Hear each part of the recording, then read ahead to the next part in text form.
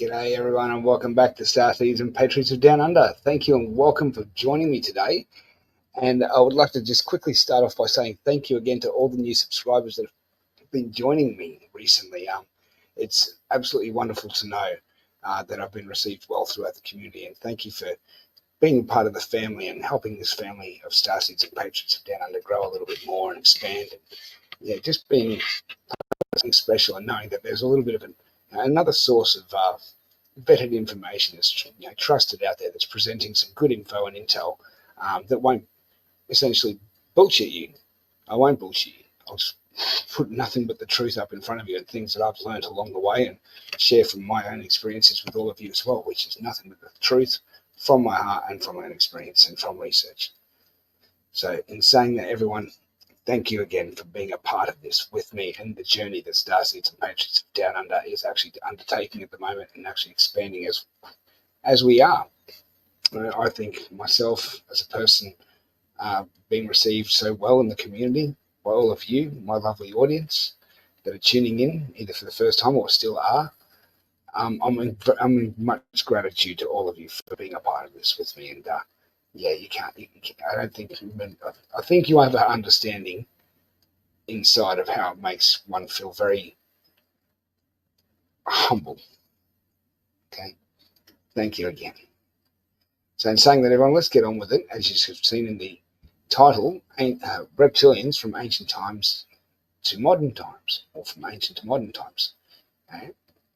Now, I would like to start off by just briefly giving a little bit of a summary of reptilians themselves and where their first origins, as far as I'm concerned, turned up, okay, which is around the times of Sumer, Mesopotamia, which is now what they call modern-day Iraq. Now, in this particular region, I'm not sure exactly. I can't put the actual date or year exactly as to when the reptilians first arrived. I think someone who would be very capable of showing or telling us that information, it would be the lovely Elena Denan, as she is more informed and has a lot more insight and information in relation to this subject matter. But I do know that the actual cities of Sumer, Mesopotamia, such as Eridu, my city, tongue-tied for a sec, Eridu, that was what I was tongue-tied with. Eridu and Uruk, Nippur, and all these old ancient cities along the Mesopotamian rivers, Tigris and Euphrates rivers. Now, as I said, at any time in the last 450,000 years since that time of these cities existing on the face of the planet, any time along that timeline, these guys could have shown up. Okay. Now, I won't go into the whole serpent of the garden thing. I'll leave that to the professionals. Okay. I'm not going to go and get into all of that. But what I would like to present today, really, at the end of the day, that's not for me to debate at this stage. Okay. I do believe that this is all part of syntax that has been changed and metaphorically used in a way to confuse the masses. And I do believe the serpent, to somewhat degree, is what a metaphoric description of the Draco, the reptilian species. Now, as I said, I'd like to just present a few photos today just to kind of show you what I've collected and collated over time. Many of you probably might have seen some of these. Some of you might have just seen the pictures but not know exactly what they are. But I have also the names of these things put next to them so that I can actually reference them to you all anyway. Okay, so first photo being this one here. Now, these statues show clearly a elongated head species with very reptilian features. You see the front one here on the right is actually nursing a young in her arms and feeding her, breastfeeding her. So these are upright humanoid beings that have bipedal form and have fingers, toes, thumbs, opposable thumbs, but have reptilian features. Okay? Now, the reptilian themselves, the Draco reptilian, come from the star system Alpha Draconis. And this is all known now throughout our system, through our community. And for those of you who don't know where they come from, that is the correct star system in which they do come from which their origin. Now, this particular statue here is Pazuzu, demon statue of ancient, where was it? Let's see, it was, I don't remember the actual name of it. Babylon, ancient Babylon. That's right, ancient Babylon. This particular statue here is of the Zulu tribe of Africa. See how it clearly depicts a reptilian type statue.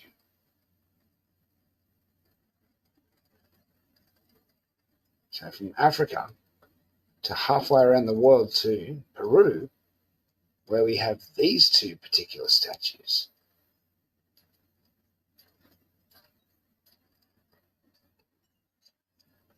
Interesting, aren't they? These are in Peru.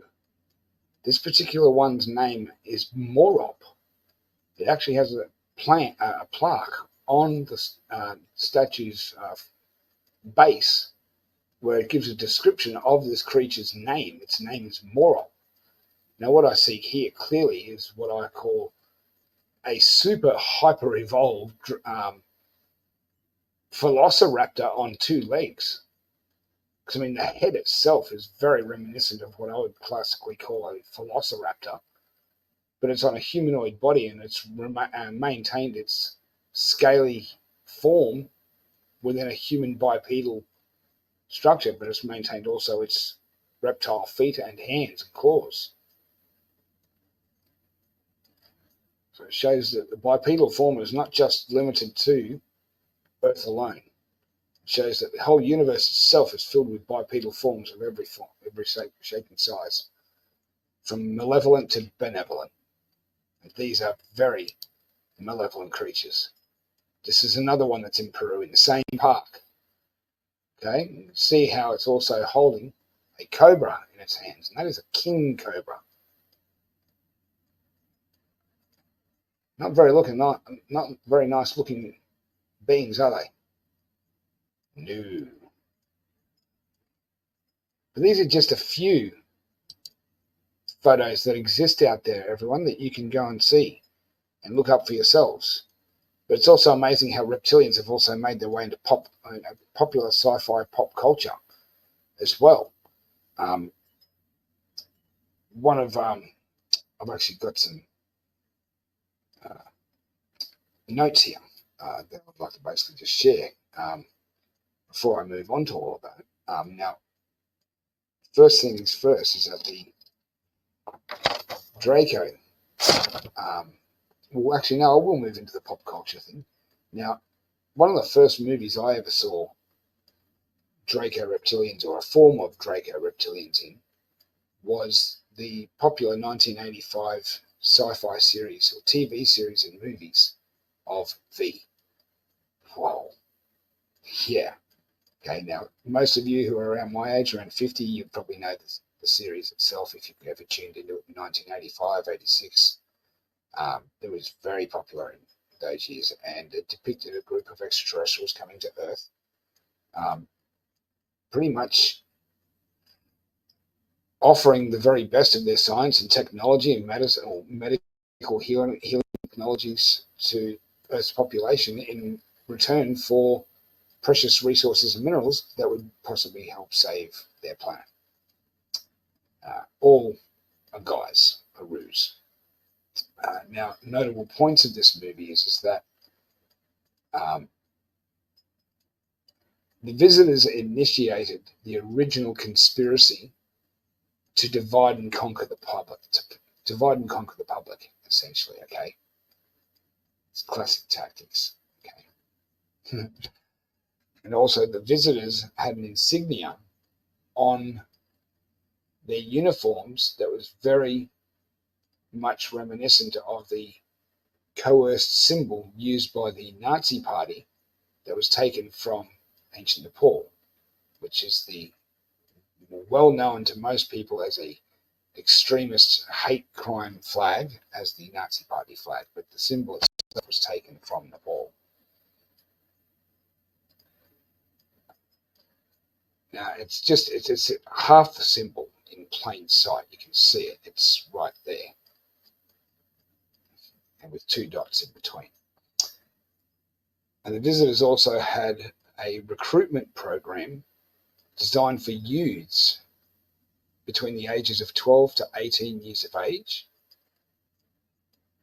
and how the uniform is also very symbolic throughout the TV series, movies, of the brown shirts of Nazi Germany, who were responsible for turning in families of Jews and also spreading propaganda on the streets with their newspapers, propaganda machine, the war machine.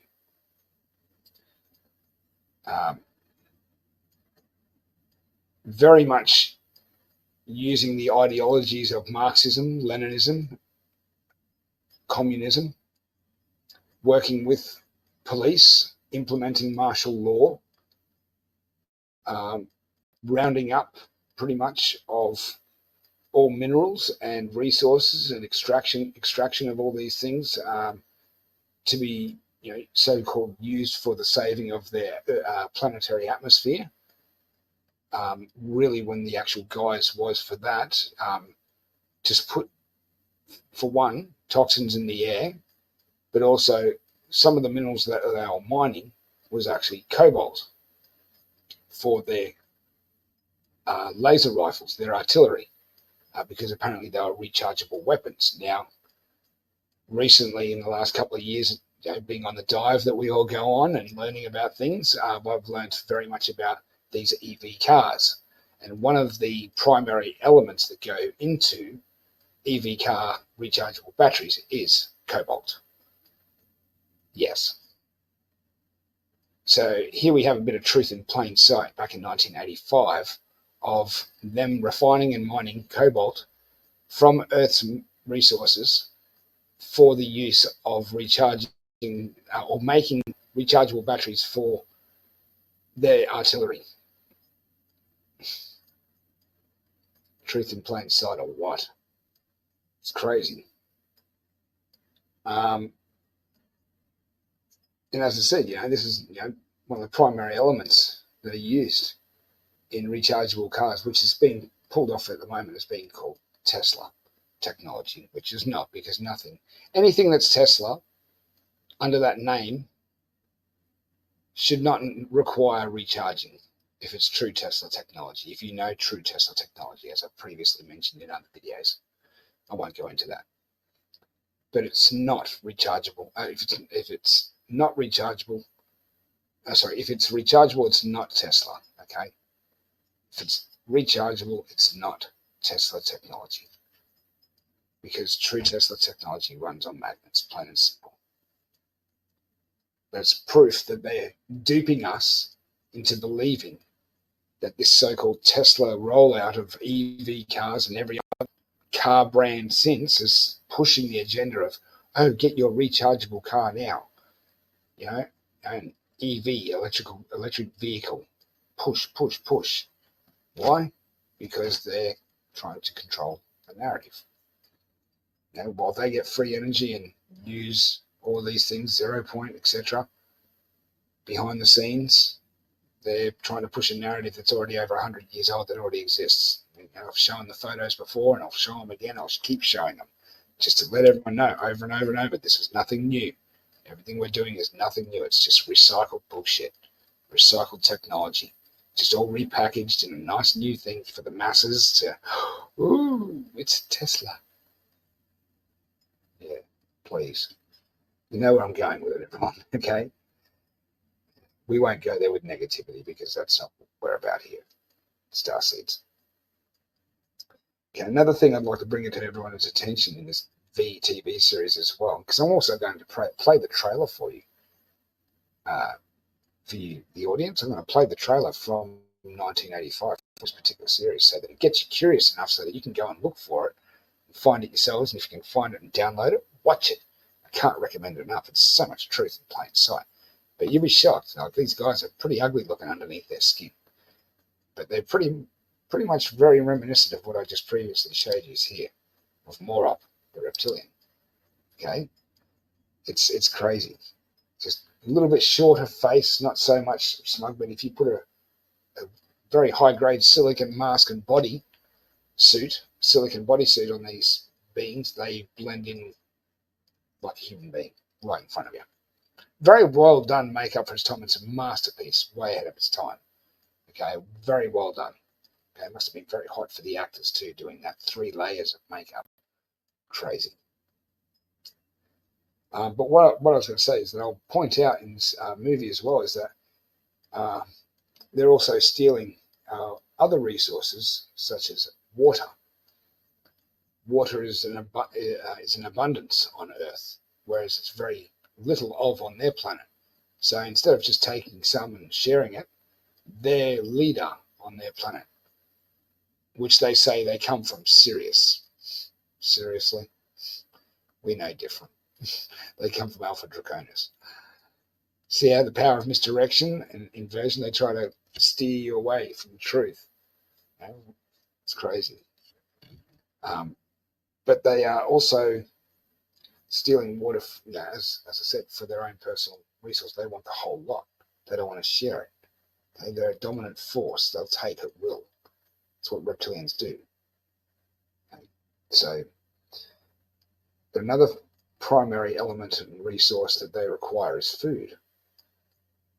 Well, what sort of food do reptilians require? Well, not only do they live off louche energy, which is our fear that gives off, which is a chemical reaction from our brain, which is an energy signature, vibration, frequency that they can feed off from the fear, just much like Freddy Krueger and how he lives off screams, very similar. Okay, they also live off flesh. So they are human harvesting humans and trafficking them and preparing them for shipment to be in cryostasis on board the ship and held at a near-death-like state in cryostasis so they can be shipped back to their home world for food for their others on that planet. Now, this is all in 1985, mind you, okay? It's crazy how much is just right there. But all the while offering the fruits of their knowledge, such as interstellar travel, anti-gravity, medical healing technologies, and cures for diseases, and so much more. And as they say in the movie, because the masses are so easily duped, talk about an offer you can't refuse, as you'll see in the trailer. Now, as I said, the movie itself is just an absolute masterpiece for its time in 1985, but it also is a subliminal programming tool, I believe, of Hollywood and the black hat factions within the CIA. Oops, 3-letter agencies, should I say? Sorry, redacted. No, we don't play here. But also to inspire people like myself, by the 3-letter agencies as a means of control, okay, to keep control of everyone, to be in fear of possibly things coming from the sky. But it's also to inspire people like myself and a future resistance fighter, like it says at the beginning of the movie series, and to dream, to dare to dream, to one day, standing up and having to fight, but not fight physically, fighting with our minds. That's our weapon now. We're no longer in the physical war. There's plenty of military taking care of that for us, and the guys upstairs taking care of things for us too, and the Space Force, Space Navy folks. But we have, we've woken up to this. We know full well that our job is to expose the very truth of the existence of these very beings being here, and have been here for a very, very long time. And the movie in itself is just one of many that have basically been designed to keep us in fear of anything that could potentially come from the sky. Okay, now why? Reasons why? The powers that be that do this, to control the narrative, as I said, and of how history is written itself and the direction of their, favouring and the agenda in which they want to steer it to. To keep us from the truth. what's the truth? It's because they are the ones themselves who control all this stuff that are in fear themselves of what is coming. It's true. This all goes back to a lot of other, testaments and texts and scripts and clay tablets, and goes so far back in history. It's all connected.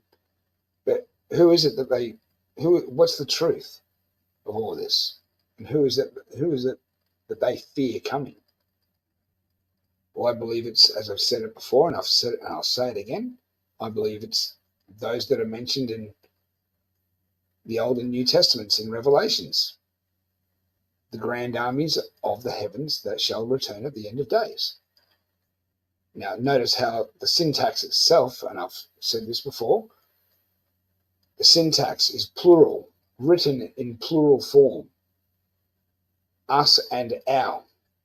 Sorry, not us and our. Grand armies of heaven shall return. The grand armies, sorry, I'm going back to Genesis just then. That's another story. But the whole Revelations there, grand armies. Who are the grand armies? Plural, more than one coming, more than one group. Well, you can look at it as one being the Galactic Federation, two being Space Force or our Space Navy that's been in existence for over 60 years, the Global Military Alliance and the Earth Alliance, all working together. That is who they fear coming. And hence the reason why it was written in reverse projection in that book that most people like to cling on to, called the Bible. And I'm not putting the shit on Bible, because if you read it, there is a lot of truth in there. I'm not calling bullshit on the book. Okay? But it has to be up to the reader to discern full and to be able to read between the lines of what the metaphor is and think for yourself. What does this mean? And if you know your history and you go back far enough, such as to 450,000 years ago, you'll realize that that book particular that I just mentioned just before, the Bible, most of its stories are derived from the ancient Sumerian cuneiform texts, even the actual Genesis story itself. Okay? It's all there for you to see. And I'll also leave, as I mentioned in the previous video I just did, I'll leave the link in the description for everyone to go over to Bo's Mysteries on YouTube and have a listen to the translated texts from cuneiform Sumerian to English of all 30,000 tablets, and it's epic. Absolutely epic. So, where was I?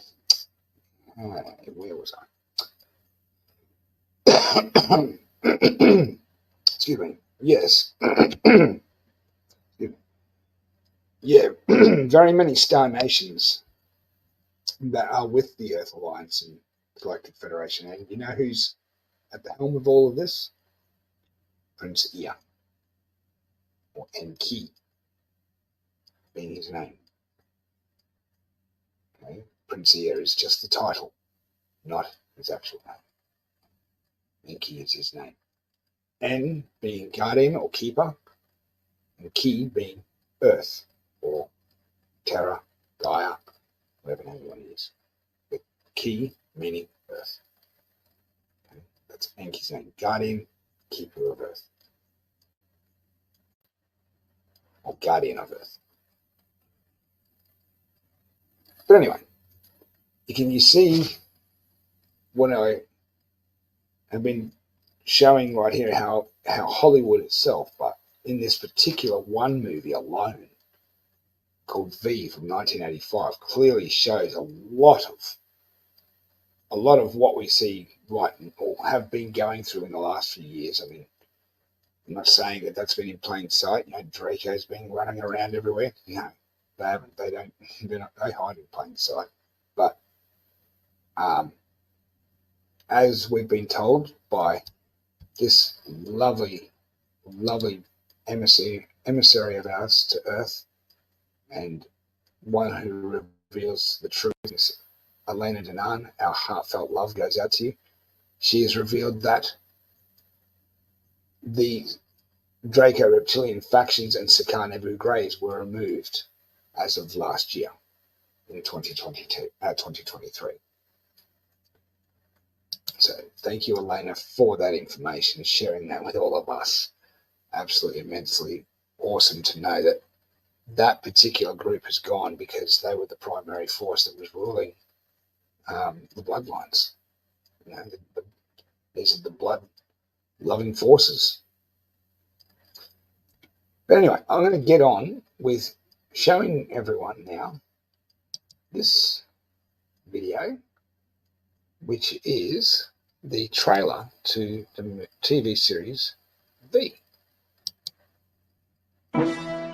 The visitors arrived in 50 gigantic motherships, which stunned the world with their monumental size and power. We have come in peace because we need your help. And in return, we will gladly share with you all the fruits of our knowledge. Talk about an offer we can't refuse, huh? I wonder what would happen if we did. Manufacturing plants around the world were retooled to produce chemicals the visitors need for survival on their planet. In the weeks that followed, the visitors became a new and friendly part of our lives. You got a movie? I do not. Yes. A visitor youth organization was formed, encouraging teenagers to join their ranks. The visitors were quickly assimilated into our culture. I'm not very good at this. Many close relationships developed between our people and theirs. But there were some who were skeptical, too inquisitive. They began to quickly disappear. And then The world was shocked today when Nobel Prize winner Dr. Maurice Jankowski of the Brussels Biomedical Institute in Belgium held a press conference to reveal the existence of an international conspiracy against the visitors. Jankowski had unshakable proof that a conspiracy of scientists around the world was about to seize control of visitor ships for their own gain. A groundswell of resentment and prejudice quickly built against the world scientific community. I can't work for you no more. Because my husband is a scientist? Yeah, I wrecked it up, said I was just a dirty little scientist kid. Another biochemist, Phyllis, she didn't show today. Just like Brooke and all the others. There's no truth to those rumors. Shall I stay then? See you, Daddy. Becoming more deeply suspicious of the visitors, news cameraman Mike Donovan infiltrated one of the huge motherships and discovered that the visitors had orchestrated the conspiracy themselves so that scientists would be ostracized around the world. And Donovan also videotaped another startling revelation.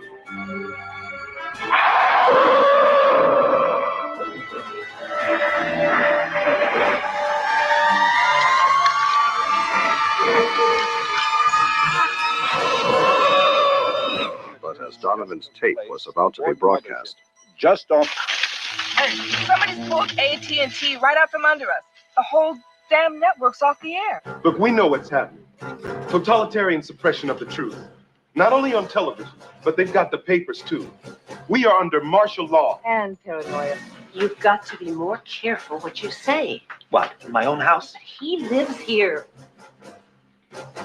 You don't really think you'd call him, do you?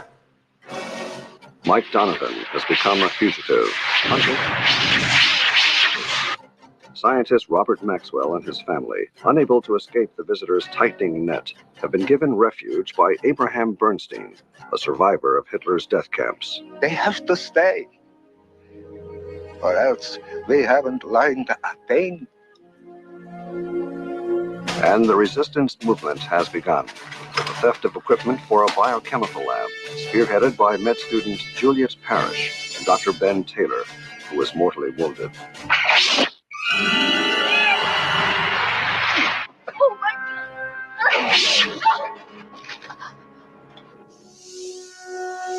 For victory, you understand? Go tell your friends. And now, the conclusion of V.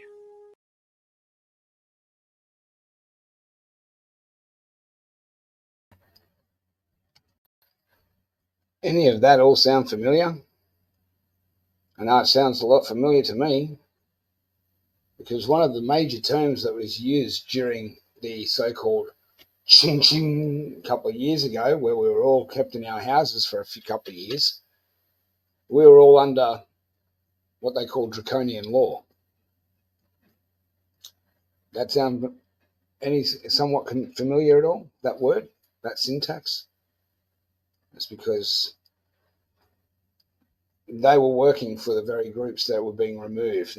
They're basically going and holding on to the dear plan for dear life and white knuckle all the way. They are prepared to go down, these guys that are around us right now, as a sinking ship. And they're prepared to take as many with them as possible. But how does that, as a series itself, strike your fancy? Does it sound like something that you'd actually go back and watch if you didn't know that it exists now? Yeah, it actually would really give you a lot to look at, because there's also mind control in it as well, where they actually program sleeper agents to infiltrate your own people. Like, they'll actually take you and program you to be a sleeper agent and activate you when you are needed, and have you already slipped in amongst your own people and you wouldn't even know it. Yeah, it's called the conversion process. It's crazy. They have telepathy, these things, in the movie, in V. But let me just say this. We win, they lose. And in the beginning of that movie as well, it's a particular scene, as you saw it. It said that this particular TV series movie is dedicated to the the freedom fighters of the past, present, and future. And I thought that was peculiar as a child when I saw that, because I was only in grade 5 when this came out. Okay. And to look back on it now as an adult really gives you knowledge as to why we thought that back then as a child, because we are doing the very things we are the resistance. We are the freedom fighters. We are using our minds as the weapon to expose the truth of what was here and has been removed, has been supplanted from this paradise that we call our planet. They have been removed from the galaxy, from our star system. The Draco Reptilian C.I.A Nebu Grey factions have been removed in every way.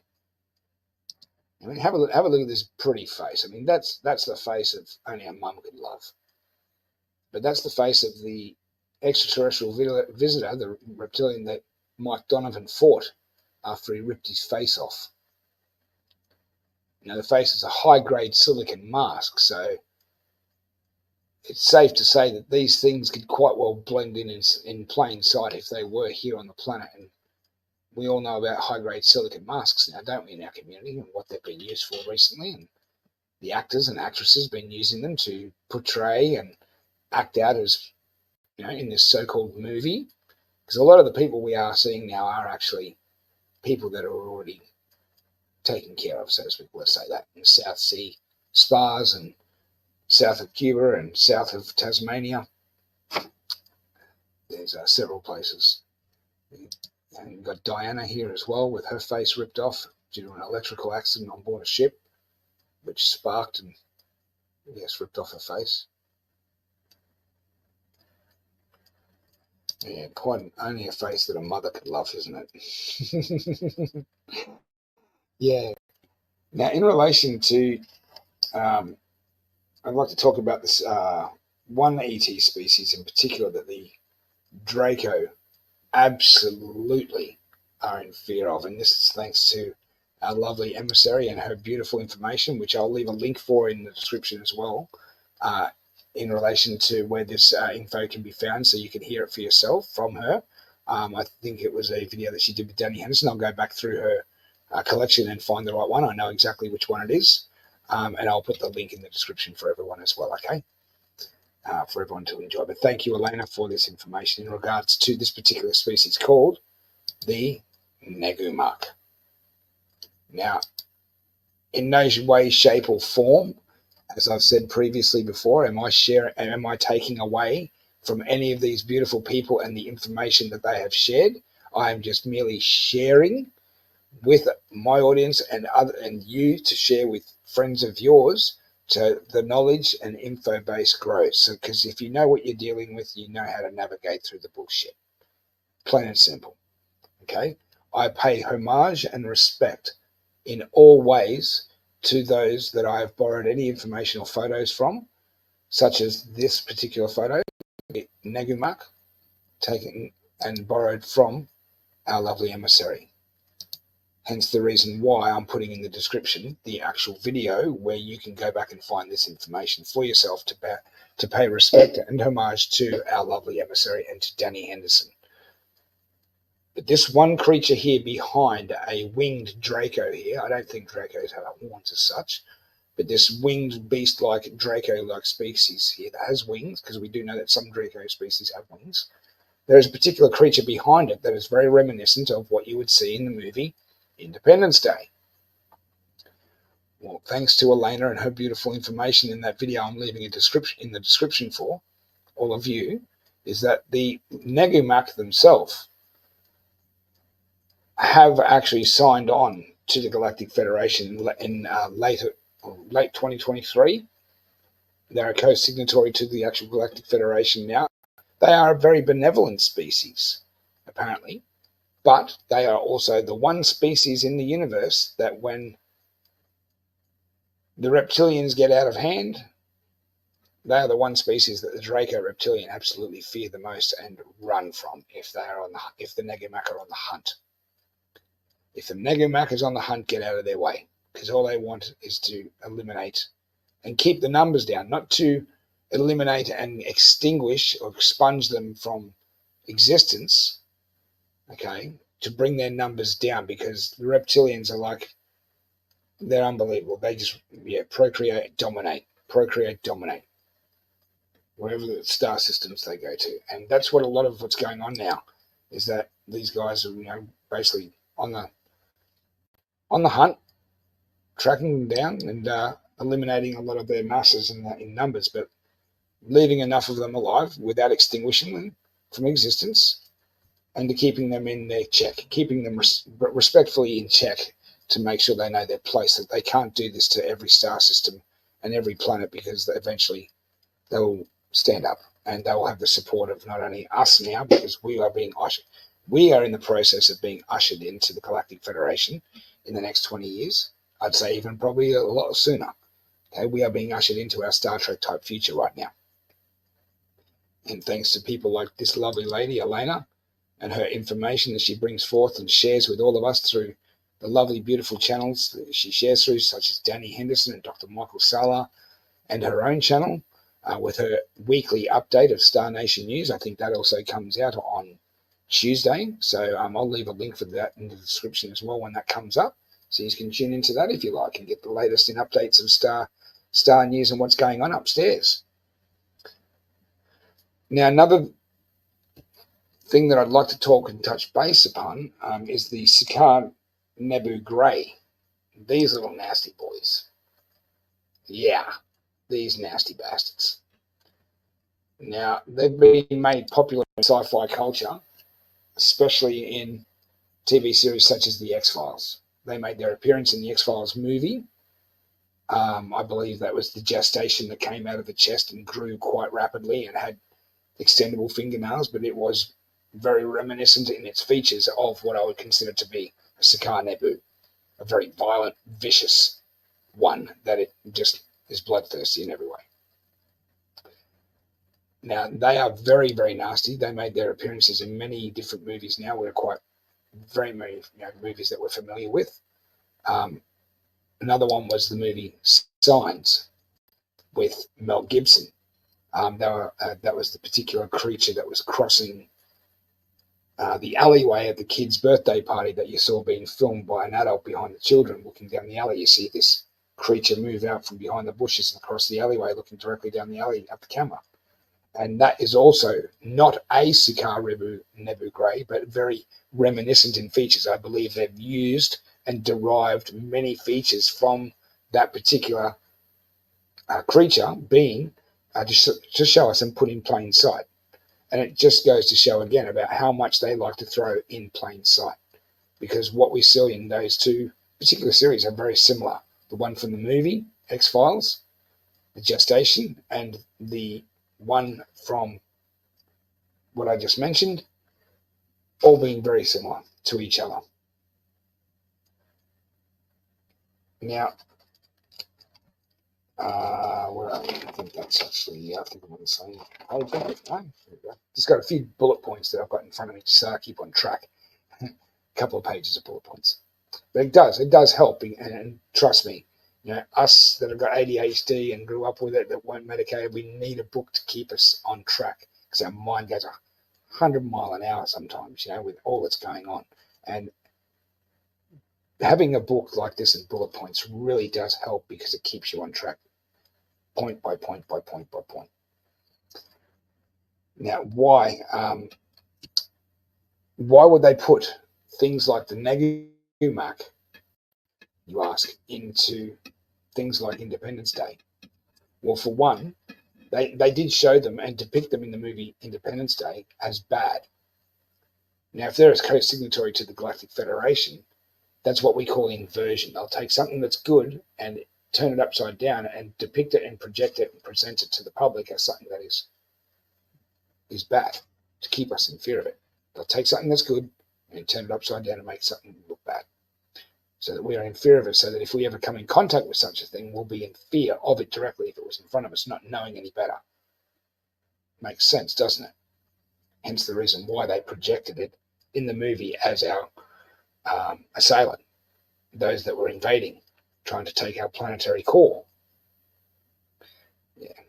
Well, in fact, they are very benevolent. Okay? They are very benevolent, and they are of the Galactic Federation. And they are the one species in the universe that the Draco fear immensely. Run, Draco, run. Run as far as you can. Don't come back. Gone. But also, as I've previously mentioned in another movie, another video about another movie creature, the Xenomorph. How much do we know about this particular creature? I showed you pictures in my previous video of a possible entrance to a tomb that has in the Golden Triangle two actual beings that have elongated skulls, very much like the beings from the movie Alien, the Xenomorph, with tails that meet in the center, coiled around each other. So it kind of begs the question then, how did H.R. Geiger have info or samples or photographs of some form that he was able to draw inspiration from so that he could draw the Xenomorph for Hollywood's use in the movie and create a bodysuit for whoever the actor was, based on something that was actually truthful, something that was real? Is the Xenomorph, is the Xenomorph the possible plague of beasts with heads like locusts and tails with tails that sting like a scorpion that were mentioned in the Old Testament? That gets you thinking, doesn't it? Is the Xenomorph the possible plague of beasts that is mentioned in the Old Testament, of beasts that come up from the pit that have heads like locusts and tails that sting like a scorpion? I showed a pretty good photo of a Xenomorph in the last video. If you want to go back and have a look at it, Xenomorph is pretty much that representatory of what I just mentioned. It has a head like a locust, very elongated, with a flat front, okay, and it has a tail that can be poised to sting like a scorpion. And we've seen it used against Sigourney Weaver in the movie Aliens, fighting on board the Nostromo at the end, while she's in that giant mechanized suit. The giant mother queen alien has its tail poised up, ready to strike like a snake or a scorpion tail. I'm not kidding. So we got to look at the syntax here that is being used. One thing I would like to put forward is that if the Xenomorph is real, if it's real, and something that H.R. Geiger was something that he was able to derive his inspiration from. Is it the result of genetic engineering and manipulation on behalf of Enlil, who is Enki's half-brother? You have to ask these questions. I question everything. This is how my discernment works. I don't sit there and just look at things and go, oh, wow, my mind works in such a way that I go, I question this, I question that. It leads me down rabbit holes and paths where I find new answers. And most of the time, 9 times out of 10, it's a yes.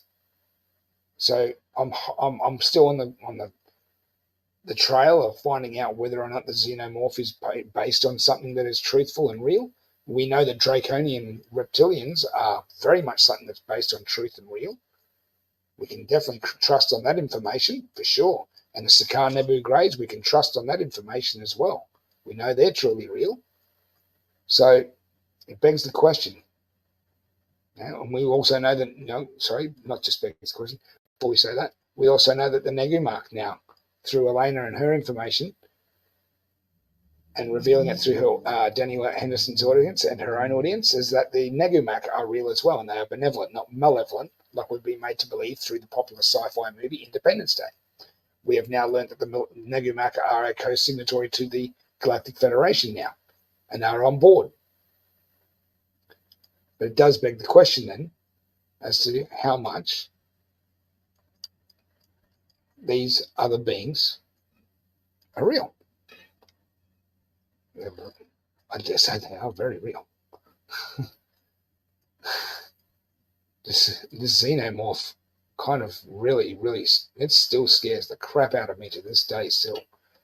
Something I've got to get control of, that fear factor. That's why I avoid watching any of the Alien movies or Prometheus or Alien Covenant or anything like that, because I mean, if you really look at those series of movies, it's all about genetic engineering and manipulation of the human genome and using, here we go again, the black goo.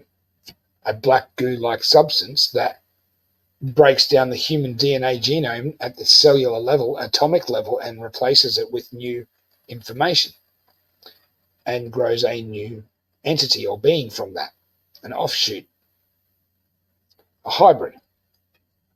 Okay, and that's what we see in the movie Prometheus. Now, if any of you who don't know who the name Prometheus is, it goes back to the Greek pantheon of individuals where Prometheus was exiled for giving fire to humans.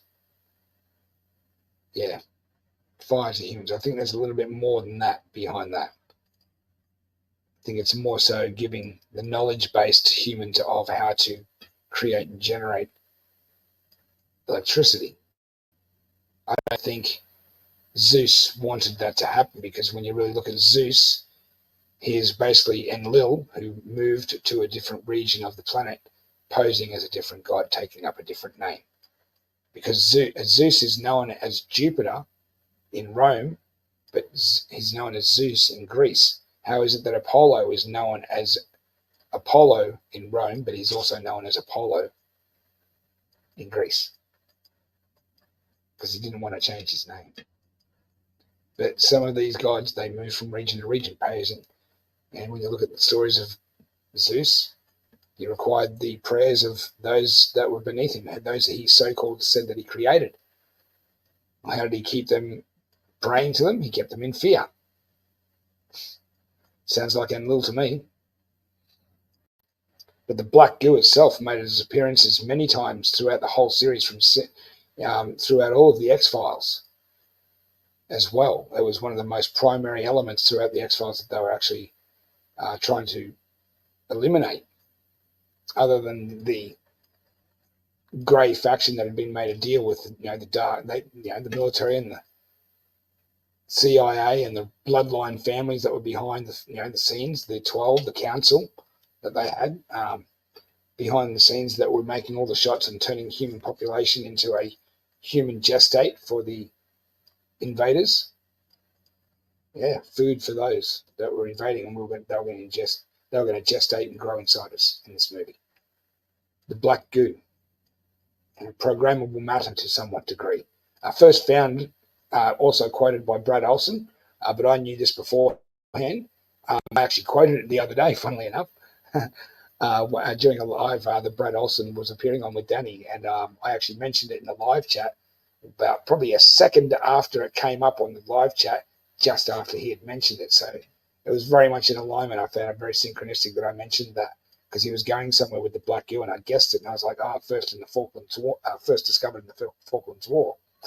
And then not long after I pressed enter, he said it, and then as soon as he said that, my comment came up. And I was like, synchronicity, wonderful. Brad, you covered it. That's awesome. So, yeah, very much, the black goo has been very prominently in the forefront of most, things. It also goes back to, the blob and things like that as well. Sentient sort of life form that's able to make its way to different hosts and control them, essentially. But the black goo is seen throughout all of Hollywood, throughout the X-Files, throughout Prometheus and Alien Covenant, and so many other different franchises. But it's all truth in plain sight. It's all sentient, conscious life form that basically takes over a host and does all sorts of really nasty shit to you. Now, another movie we've got where we see Draco Reptilians is this particular doozy of a movie here. Now, as I'm about to read to you all, clearly explains what's in this movie. Okay, I've watched Jupiter Ascending about 24 times, and they're using some kind of mind control to make people avoid watching it and not register the concepts in the movie. That movie is a documentary, not a movie. It is one of the best movies ever made if you actually pay attention to the extremely important themes in the movie itself. Now, pay no attention to this woman in the front here. I pay none of these actors or actresses any homage or any respect whatsoever. These are the very people that we call false idols, false gods, false prophets. I don't respect them as human beings because they are all what I call the far left. And I make no apologies for my statement on that. 1. Draco Reptilians and Greys. Off-world contracts, soul contracts, reincarnation, life extension technology, harvesting of life force energy, off-world human farming factories, interdimensional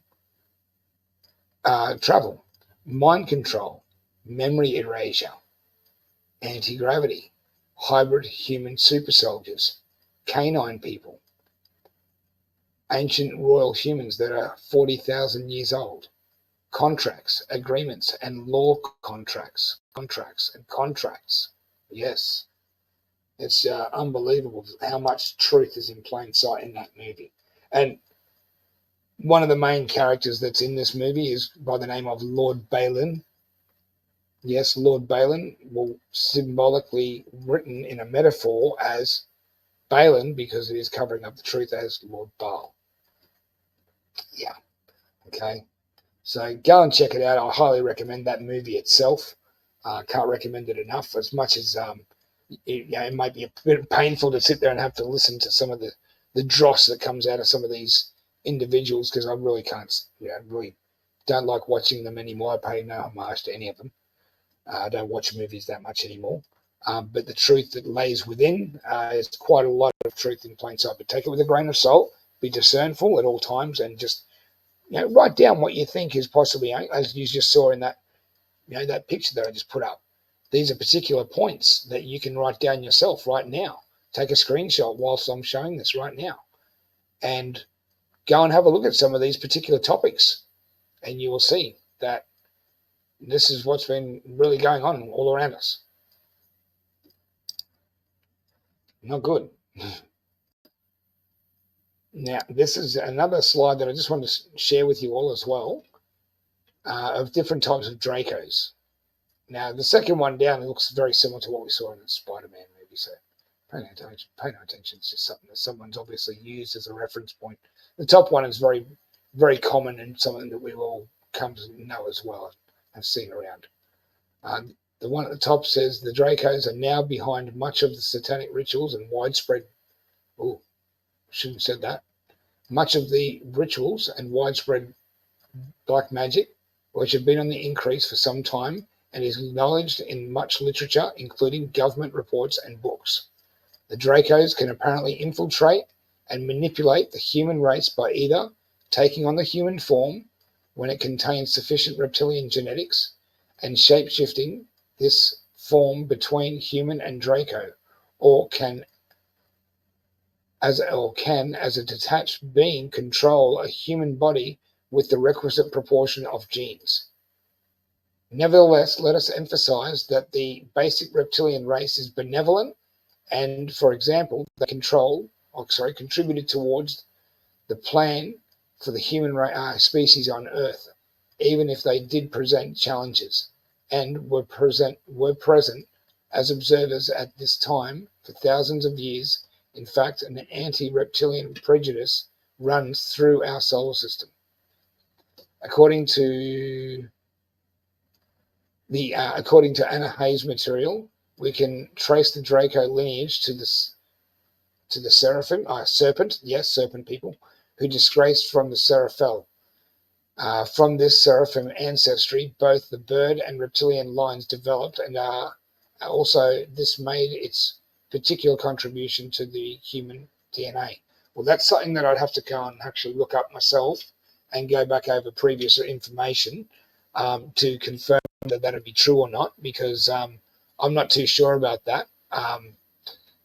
That particular last couple of sentences, where it says, from this seraphim ancestry, both bird and reptilian lines developed, and also this made its particular contribution to the human DNA. I'll have to find out from Elena through her material that she's already released and go back over a previous video or two to find out if that's true or not. So I know that she has touched base on this and talked about it before, and I hope I'm able to touch base on that. I was just reading this as a ground, to give you some basic feeling and idea as to what these guys are like. Okay, but just take it with a grain of salt. Okay, everyone, take it with a grain of salt. We know through what we've been learning through Elena, through Dr. Sala, through JP, through Jean-Charles Moyen, through Tony Rodriguez, and other major contributors in our community. They've released some amazing, beautiful information in relation to this particular species, and finding out how malevolent and how nasty and how much I really despise and detest them in general. I have no regard for the Draco in general. But have I got more information here? Yes, I do. Yeah. Now, one thing I would like to remind the audience right now, as I wrap things up as well, because we're going into an hour now, is that I would like you just to be mindful of what you are watching always, okay? Be discernful and know that there is truth in plain sight in everything, but take it, as I said, with a grain of salt, everyone. As Morpheus once said in the Matrix movies to Neo, there is fiction in your truth and truth in your fiction. Okay? Take everything with a little bit of truth in it, okay? It's all there ready for you to see in plain sight. It's just up to the observer to see with an open mind and an open heart. Okay? That's what my advice is right now. I believe that if you know your past, it's a little easier to be able to navigate your way through to the future. It's one thing I emphasize highly, is that by knowing your past, you find it easier to see through the bullshit and can see the paths that are stepping stones that lead you ideally to the destination of our future that we want to get to. It's got to, as I said, open eyes, open heart. What we are also listening to is another thing that I should emphasize as well, as how much we should be discernful of right now. Frequencies. Okay, everything is recorded in 442 hertz. And it was taken like that by the Rockefeller Foundation for a reason, because 442 hertz undoes and unravels DNA, creates a lot of health ailments. So if you can listen to any music that is around 432 hertz or otherwise, please do. Be safe doing it, okay? Because really, at the end of the day, frequencies, tones, and stuff, you need to be careful with what you're dealing with. I can't emphasize that enough. But be mindful, like a Jedi, because that's what we need to be. We need to be mindful of everything that's around us that we are connected to through Source, the Force. Okay? Because I believe that that's what our job is right now. to spread light and truth upon that which has been hidden from us and lifting the veil upon this, all of this stuff. And I'm just one small integral little cog in a massive set of wheels that are all co-contributors to this great big picture that we're all putting together. And I pay respect to those that have released information. If I get to use it, I'll always gladly put in the descriptions the links for this information, where I got it from, so that you can hear it yourself and learn and discern for yourself too. Because really, when we have an open mind and an open heart, new information that we are subjected to and actually expose ourselves to, so long as it's based on facts, we can then assimilate that information to ourselves so that we can then too pass it on to others to positively inform them so that they too have the right information. Makes sense, doesn't it, everyone? So everyone, I'd like to say thank you right now for joining me today. Thank you to the new subscribers for joining the Starseeds family. It's such a blessing to have you join us and be part of our family and move forward as we grow and expand. I'd just like to just remind everyone as well, please be kind and give us a like and a share if you can. If you are new here and haven't subscribed before, please hit the subscription button and the notification bell as well, and share with your friends and help our family grow, because I am growing into a trusted vetted source within Australia of truthful information and sharing from my own experiences with all of you, and I share nothing but the truth. I will never bullshit you. Okay, and in saying that, everyone, this is Chris signing out for the time being. I love you all and take care until next time. And remember, everyone, unlearn and discern. Okay, that's what Yoda says, a very, very similar thing. We must unlearn what we have learned. Yeah.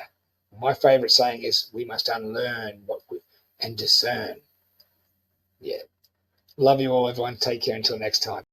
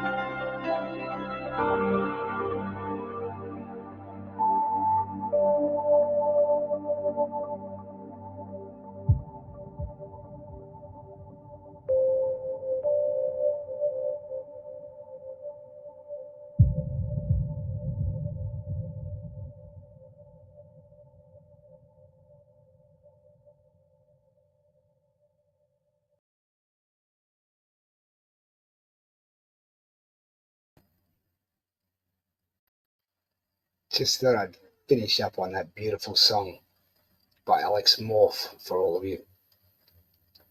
And as it says in the title, not all superheroes wear capes. We are the superheroes in this story. We are the ones that save ourselves. We are the very ones that are writing the end of this journey ourselves. So never give up the fight, and always use this. This, everyone, is your weapon.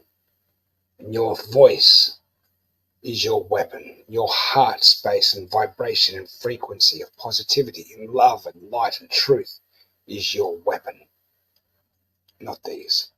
The days of this is over. And I hope that song brings some form of solace and peace to all of you. I hope you enjoyed it all. Thanks, everyone. Take care until next time. This is Chris signing out until then. Take care.